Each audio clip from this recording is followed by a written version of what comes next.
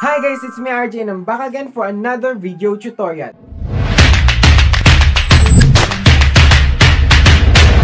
And for today's vlog ay may panibagong TikTok photo transition na naman kayong matututunan. At kung gusto mong mapasama ka sa mga tutorial ko ay mag-comment ka na para ma-notice kita at magamit ko ang mga picture mo sa mga photo transition tutorial ko.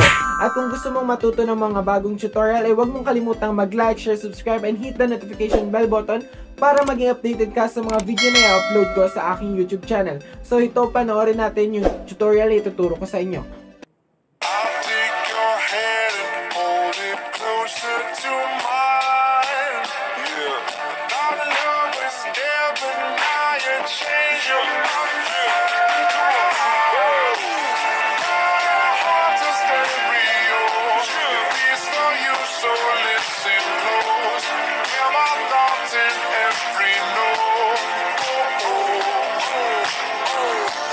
So, simulan na natin.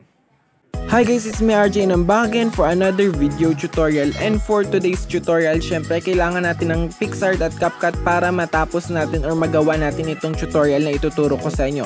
So this time ay inedit ko na siya at sasabihin ko na lang sa inyo kung anong seconds, animation or effects ang ginamit ko dun sa pinanood ko sa inyo kanina. So gawin na natin. So sa unang picture po ay kakat po natin siya sa 0.9 at ang animation po na gagamitin natin sa kanya ay split up and down 1. Yan. Then sa next picture naman po ay ikakat po natin siya sa 0.7 at ang animation po na gagamitin natin sa kanya ay sliding doors 1. Yan.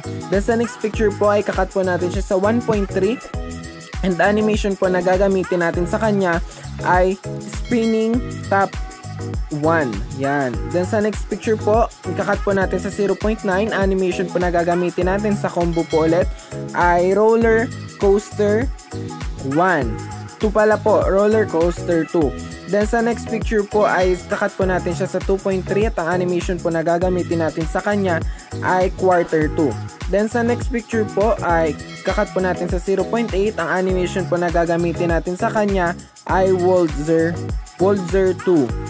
Then sa next picture po ay ito po, ayan, kakat po natin sa 0.3. Ang animation po na gagamitin natin sa kanya is quarter 2. Then sa next picture naman po ay kakat po natin sa 1.3. Ang animation po na gagamitin natin sa kanya ay flip 6. Yan. Then sa next picture naman po, ikakat po natin sa 0.9.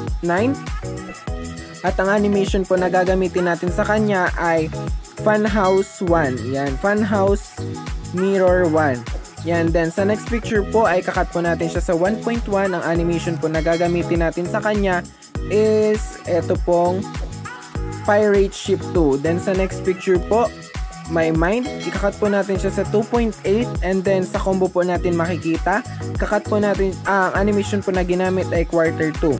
So, kinakailangan po natin ng 17 pictures except po dun sa may mga lyrics. So, yan po. Then, so sa unang picture po ay kakat po natin siya sa 0.8 at lahat po ng animation na gagamitin natin ay sa combo lamang po natin makikita. So, ikakat po natin siya sa 0.8 at ang animation po na nagamit natin dito ay blinds. Then, sa next picture po, 0.9 po at ang animation po na gagamitin natin dito ay eto pong spin in. Yan. Then, sa next picture po ay 0.9 at ang animation po na gagamitin natin sa kanya ay sa bandang dulo na po natin makikita which is spin out. The next picture po ay 0.8 and then ang gagamitin po natin ay sliding doors 1. Then sa next picture po 0.8 po ulit. Then ang gagamitin po nating animation ay sliding doors 2. Next picture 0.8 po ulit. At ang animation po ay train 4. So, yan po, lahat na po ng pictures na natitira ay 0.8 at ang animation po na gagamitin natin dito ay eto pong Funhouse Mirror 1. Yan. Then sa next picture po, 0.8. Ang animation po na gagamitin ay Waltzer 2. So, 0.8 po ulit. Distort left po ang animation. Next picture po, ang animation po na gagamitin natin ay Bounce 1 which is cut po ulit ng 0.8. Then, cut po ulit natin ng 0.8. Spin in po ang animation. Then, cut ulit po natin ng 0.8. Pirate Ship 3. Next picture, cut ulit natin sa 0.8. Pirate Ship 2. Next picture, 0.8 ulit. And then animation na ginamit natin ay Pendulum 2. Next picture po ay Roller Coaster 2. 0.8 po ulit natin ikakat. Then sa next picture po ay Spinning Top 2. Then for the last picture po ay ang ginamit po nating animation sa kanya ay Checker Slide 2. So yan.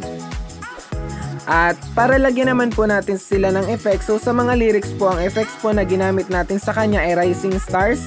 So ito po, yan po, Rising Stars po yung effect na ginamit natin. At kung napapansin nyo po ay black po talaga yung ginamit kong background diyan para po mas lutang yung ating effect. Then hanggang dun lang po yung Rising Stars sa lyrics po. Then another effects naman po ang gagamitin natin. So ang effect po na dinagdag natin ay White Hearts.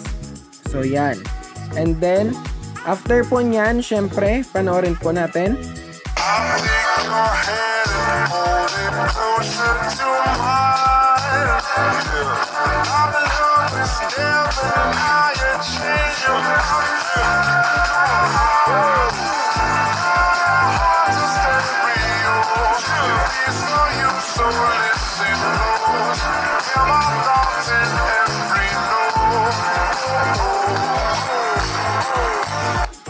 And that's it.